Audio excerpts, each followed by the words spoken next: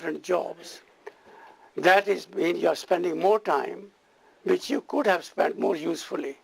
See, but I think that I would have to disagree with you on this. I think that a child of parents of two different faiths, even two different cultures, who possibly even speak two different languages completely, is then going to grow up better informed, have a much wider perspective, and an understanding of two different cultures and religions where they would not normally have that opportunity to if both of their parents were of one background.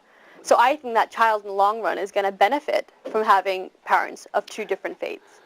See, what you're talking about is a religious museum in a household context where people can see, but they cannot get imbued with that ideology. See, awareness is one thing, commitment is quite a different thing.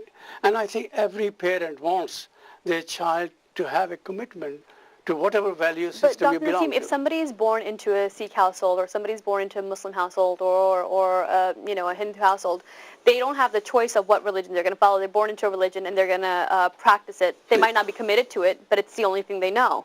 If a child is born into a household where one parent is Muslim and one parent is Sikh, or one parent is Hindu and one parent is Sikh, they then have, I guess, the option to decide for themselves which religion is more suited to their core.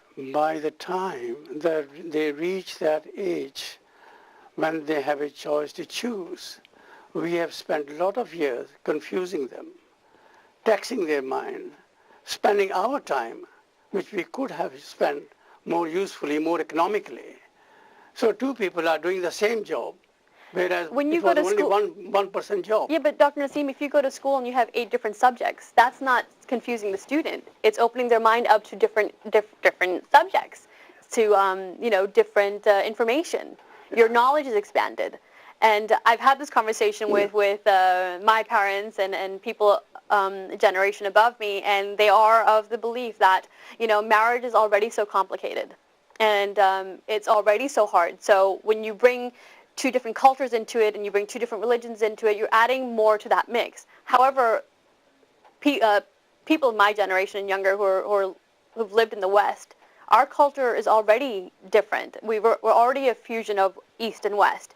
And so marrying somebody of a different faith, if we have the same kind of background in the sense that we were both either brought up in England or brought up in America, we share that. And that's enough to bind us. Yeah. Now, I have lived in England for about 50 years now. It hasn't diluted my commitment to my ideology. It has broadened my understanding of other people, but it hasn't diluted my conviction. And same is true of a younger generation. If they are seeking and searching, and they come to a stage that they believe in something strongly, then the division in the house is not going to create cohesion. It is going to cause diversion or, at worst, parting of ways. And that's not an ideal solution. I see where you're coming from in your opinion that people of two different faiths might have possibly a more difficult time raising their kids. How do you feel about people of two different cultures? Two people who share a faith, say they're both Muslim or they're both Sikh or they're both Hindu. One is of African origin and one is of South Asian origin. Do you think they'll share the same difficulties? Yes, what I'm talking about is what is the best for the couple. And I think the same criteria will apply here too. If you're coming from different culture, your religion is the same, but your habits are different. Your likes and dislikes are different. Your customs are different. So why add more difficulty into a relationship if you have the freedom to not to have it? So it's a choice I'm talking about. The point where you make choice, why one should opt for a more difficult situation when you have got easy situation available? See, I think in arranged marriages where your parents or your elders have chosen your spouse, if they chose somebody for you, you're Muslim, but your partner is from a different country, you might be more hesitant to make that marriage work. However, if you've fallen in love with somebody of a different culture or a different background, you would be more committed to making that work. So your argument of, well, it would just be more work if somebody was of a different culture. Yeah, true. It might be more work, but if you Yeah. maybe not fallen in love, entered into a love relationship with somebody, you'll be more committed to making that I work. did have suspicion that that is the situation we're talking about. We have fallen into love, see, which I don't think is an intellectual decision. And now we are trying to work it around. More religion this way, trying to work out habits that way. But though you have made the basic mistake, you shouldn't have fallen in love.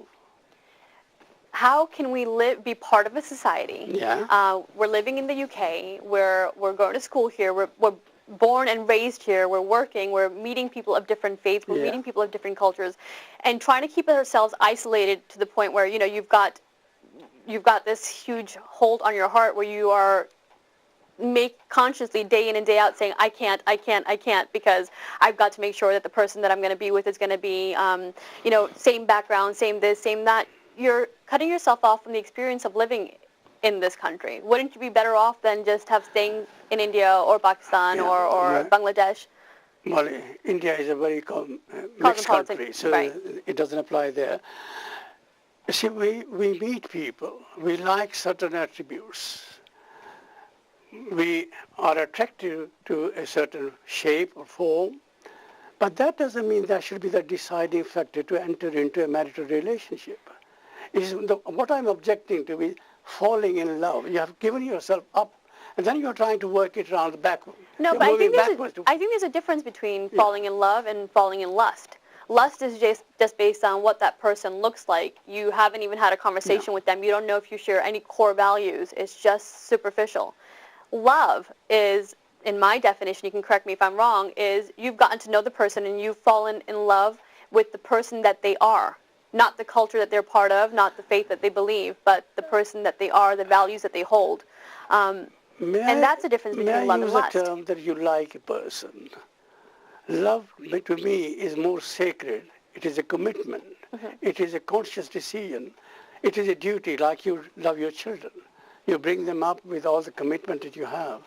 Now, I don't think one should have that kind of commitment on an emotional basis. You may like a person, yes. You may consider that we have a relationship. But if you have reached that point, I would suggest, look at the wider problems that are involved.